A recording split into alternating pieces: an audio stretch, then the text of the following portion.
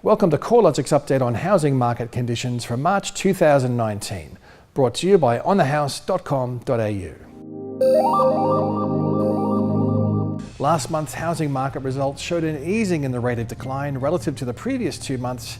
However, our national home value index was down a further 0.7% in February, taking the total decline in national dwelling values to 6.8% since the market peaked out in October 2017. National dwelling values have returned to levels last seen in September 2016, and values have fallen over 14 of the past 16 months. Although home values have been falling for almost a year and a half, nationally dwelling values remain 18% higher than they were 5 years ago, highlighting that most homeowners remain in a strong equity position despite the persistently weak conditions. Despite the reduced rate of decline, the February results remained overall weak, with the geographic scope of negative conditions becoming more widespread over recent months.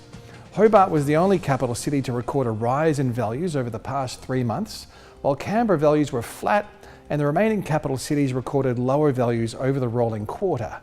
The fact that we're seeing weakening housing market conditions across regions where home values were previously tracking at a fairly sustainable pace and economic conditions are relatively healthy is a sign that tighter credit conditions are having a broad dampening effect on housing market activity. Credit aggregates from the Reserve Bank and housing finance data from the Australian Bureau of Statistics have continued to show a consistent reduction in credit flows and mortgage activity, with a more pronounced downturn in owner-occupier credit flows visible through the second half of 2018 and now into 2019. While a slowdown in investment was a key driver of slowing housing markets since 2015, the recent decline in owner-occupier lending is far more significant, considering owner-occupier lending is more than twice the value of investment lending. Of course, this slowdown isn't completely attributable to the tighter lending environment. Other factors are at play, such as a relatively neutral level of consumer confidence, higher supply in some markets, and a reduction of demand from foreign buyers as well as domestic investors. Brisbane housing values have held reasonably firm over the past few years.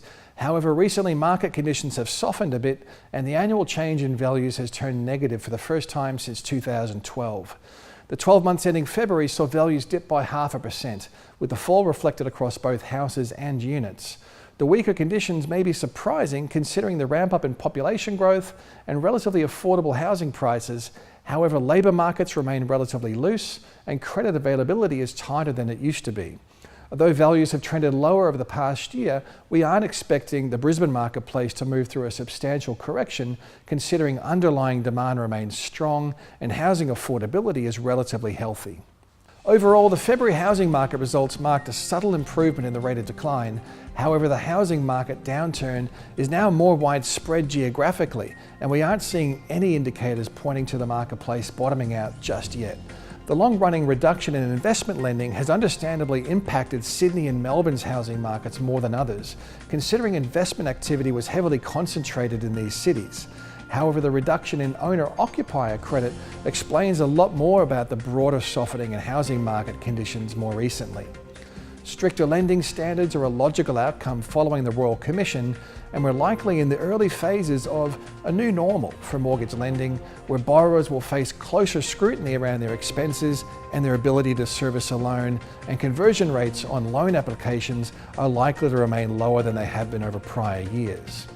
While credit availability seems to be the key driver of slowing conditions, other factors are also at play. Supply levels are elevated in some areas, especially in the high-rise unit sector.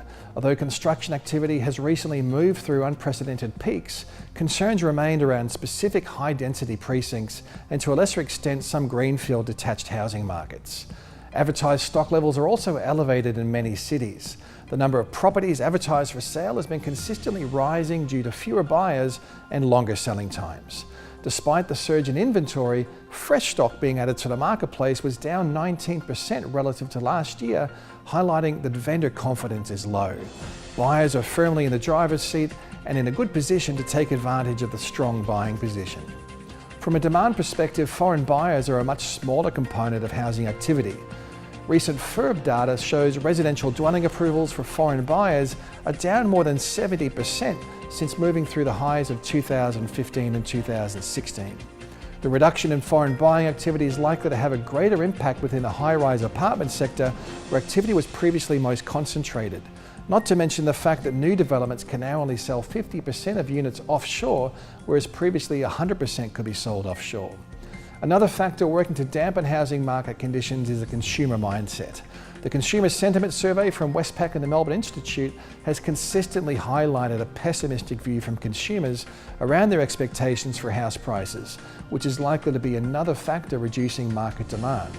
The federal election and the potential for changes to taxation policy is probably also weighing on consumer attitudes.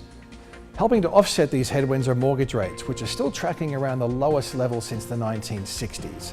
Further cuts to the cash rate are looking like a growing possibility. However, it's uncertain how much stimulus lower rates may provide to the housing sector, considering tight servicing criteria and the higher funding costs from lenders, which would likely prevent any cuts from being passed on in full. With dwelling values expected to fall further, the attention now turns to what impact this could have on future household consumption, which accounts for around 60% of the economy. If households reduce their spending as the wealth effect moves into reverse, then interest rate cuts or other policy intervention could become more likely. There's so much happening in the housing market at the moment, and conditions have rarely been this uncertain or diverse. If you'd like to stay up to date with all the latest news, check out our research pages at our website, www.corelogic.com.au.